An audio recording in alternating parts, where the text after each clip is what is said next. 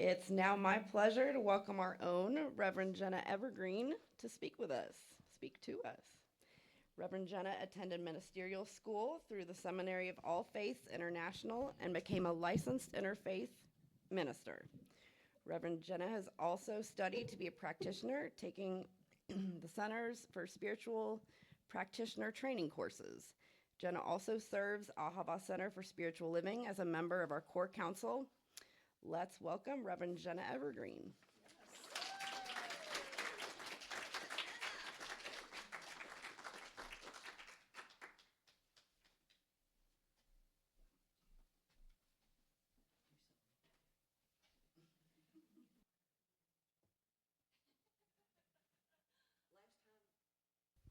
Last time people didn't hear me very well with the thing on, so I'm going to do something different.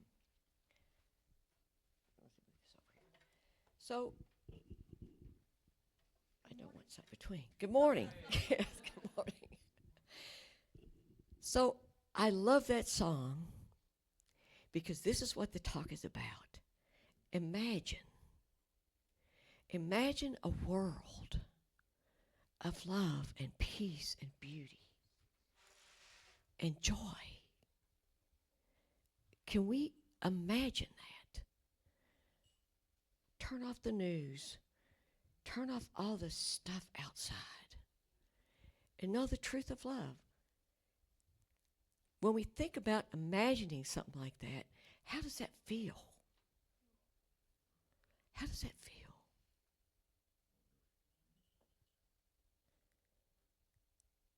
Imagination is a wonderful tool. And this is how we bring things into being. And I want to read a quote by Raymond Hollywell from Working with the Law.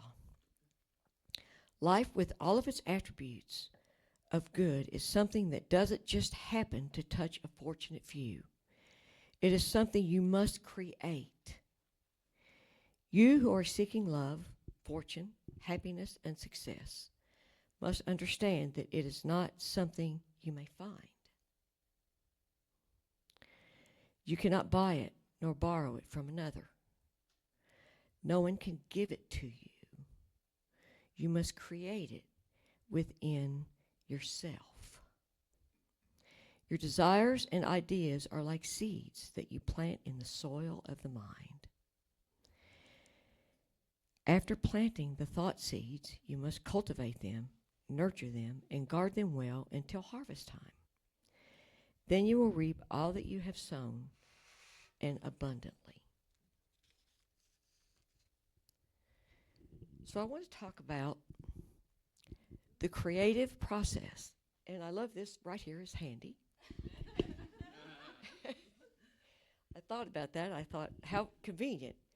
And you all are familiar with this. This is the metaphysical symbol of the creative process. So this top part right here is spirit. This is the law, this middle part, or we call it the seed, the soil. And this is the manifestation of our dreams. It has this V because the seed, first we have our imagination, and we imagine the most absolutely beautiful world that we would want to see. Can we all do that? We all love each other, and we don't try and hurt each other, and we support each other. Wouldn't that be amazing? So we have this thought up here in spirit or our mind, and the seed drops into the soil. Then we have to water and nurture it. So what does that mean? Water and nurture it. I'm sorry, I'm getting used to this setup here. What does it mean to water and nurture it? So I like what Yeshua says in the Yeshua letters. It's part of the path of the way of mastery. And he says the future is a tendency resting on present choice, not of things believed or seen, but on feeling, allowed to penetrate the heart. That peace which passeth all understanding will inevitably manifest as peace seen visibly upon the face of the earth. Striving for peace while perceived as noble, seen through the eyes of your world, leads nowhere if there is not first peace in the heart of him who would act. So this is our responsibility. Peace and love in this world don't just happen. And we can imagine it. But we have to water and nurture it. So how do we water and nurture it? Watering and nurturing it means we have to feel it, embody it, and become what we want to see in the world. And I think most of us feel like, well, I am loved most of the time. I am peaceful most of the time. I do a pretty good job of that.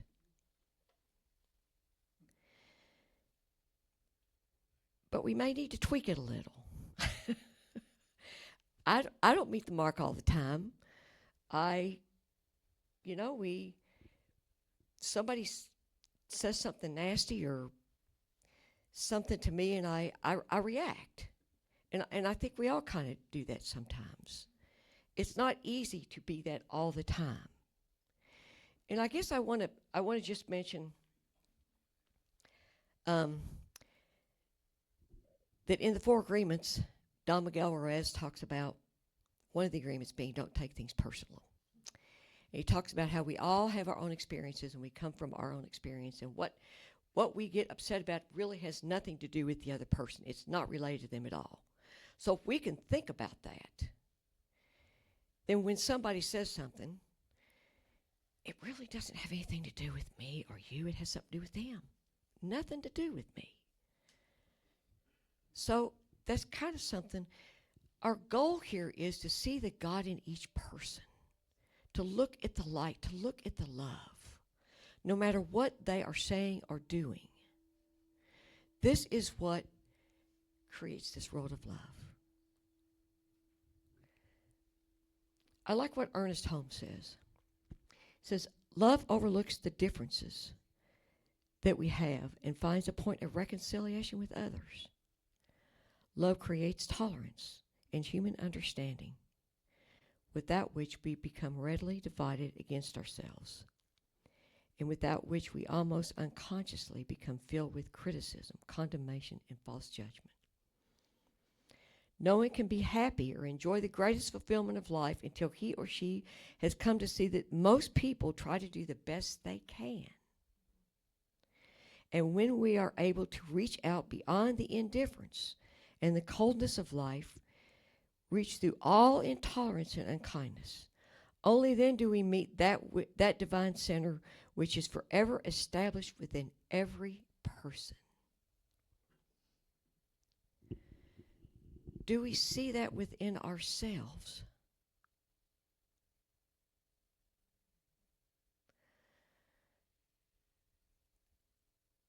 I think that is probably a place to start.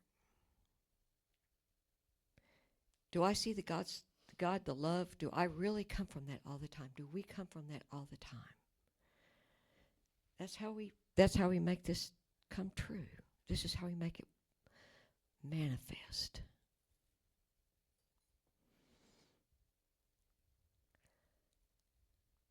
When something happens,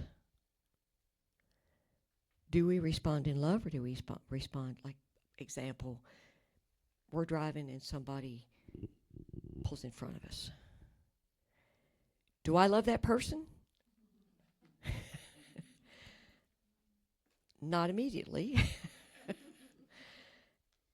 There's all kinds of things. People say things to hurt us. We have little resentments. I think a word that I really like that I have learned helps me with all of that is compassion. Can I have compassion for myself? Can I have compassion for other people? We all make mistakes. Can I love my mistakes? Can we love our mistakes? Love our mistakes. I think sometimes we hit ourselves over the head about them.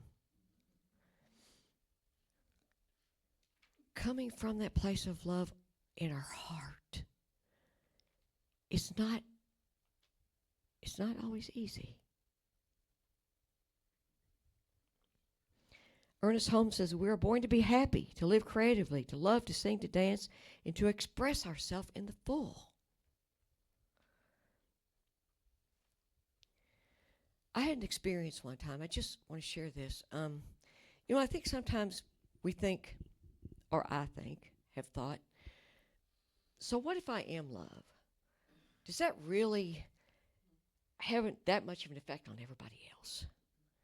Does that make somebody who's really full of hate and anger, does that make them feel love? Does that help them? Does that really affect other people that much? And I had an experience a long time ago that I've never forgotten. And I was in my 30s. And I was in my beginning of my recovery from my addiction to alcohol. And I was searching. And I went to a spiritual workshop. And the facilitator had us divided into pairs. We picked a partner. And we sat on the floor. And we sat facing each other with our knees crossed, and our knees touched. It's hard to, you can imagine that. And then our hands over our knees, we connected.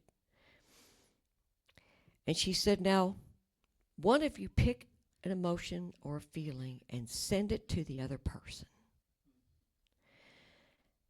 Now, I don't know why I picked this emotion. I have no idea.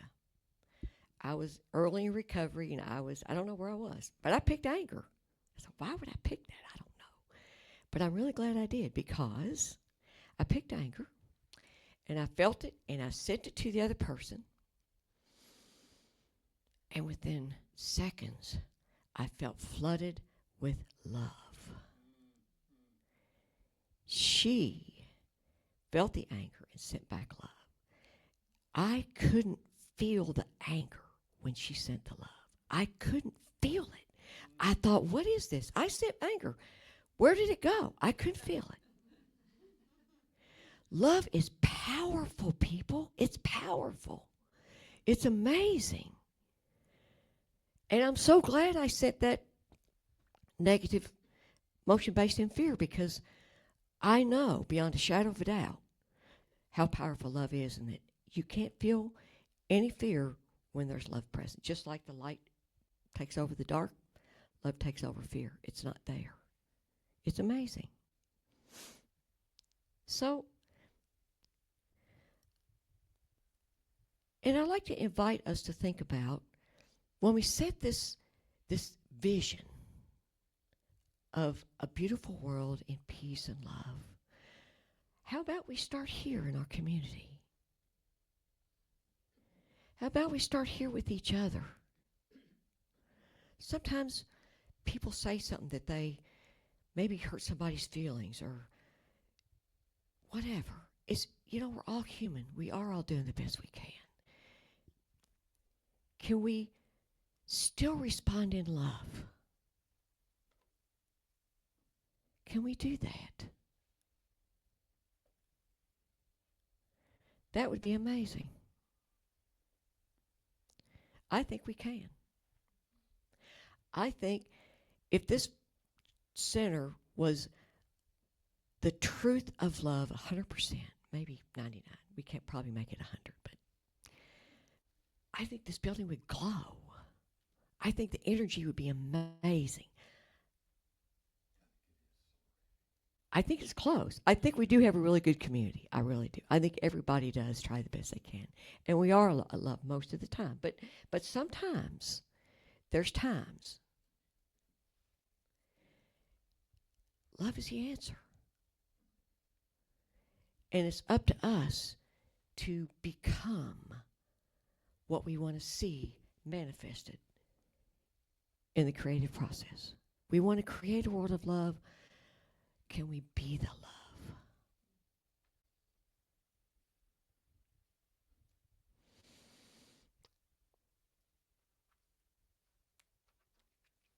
I've got one more.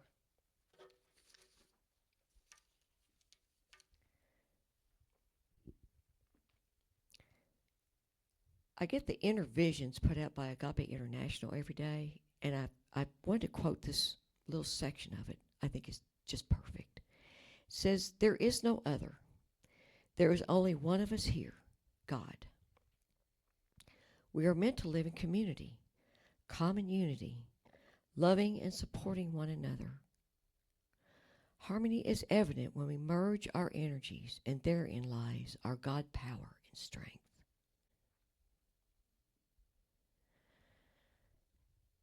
Can we live from our hearts and see the God in each other?"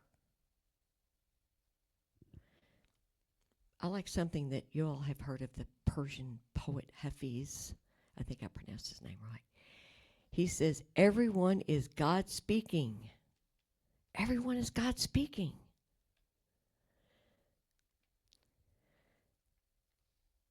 Can we live from that place? Live from that place of love. And love and support each other no matter what. I'd like to invite everyone to close their eyes if that feels comfortable.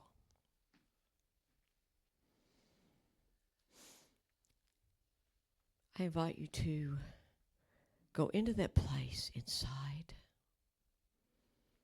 that is love and is peace, that is God, that's spirit. Spirit is living in each of us. Just take a few moments and be with that love and peace inside.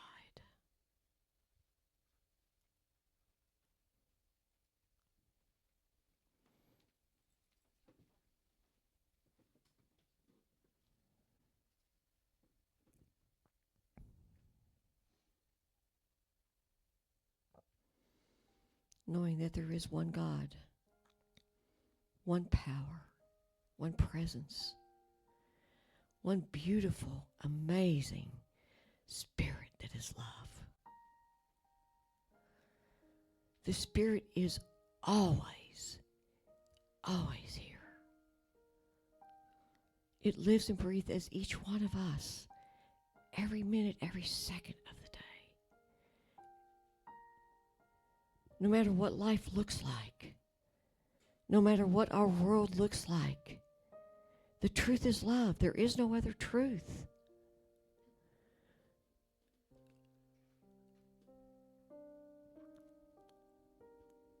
God is. And we are God. We are God speaking. We are God feeling. We are God living our life in this body as spirit.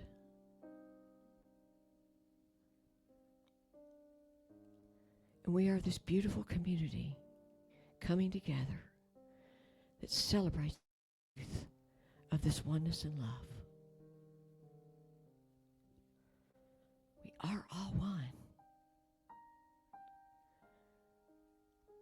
This beautiful community celebrates this truth.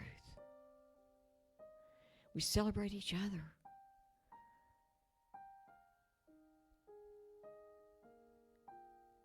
In gratitude, I leave this truth to the law of the universe, knowing it is always so. And I let it be by saying, and so it is.